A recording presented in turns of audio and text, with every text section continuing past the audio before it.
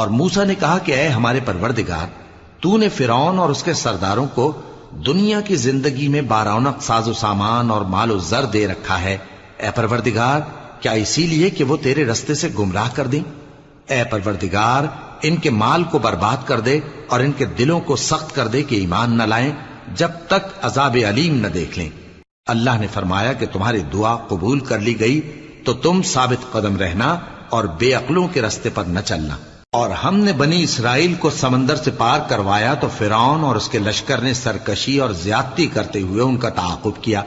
یہاں تک کہ جب اس کو غرق کرنے والے عذاب نے آ پکڑا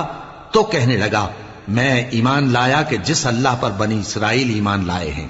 اس کے سوا کوئی معبود نہیں اور میں فرما برداروں میں ہوں۔ جواب ملا کہ اب ایمان لاتا ہے حالانکہ تو پہلے نافرمانی کرتا رہا اور مفسد بنا رہا، تو آج ہم تیرے بدن کو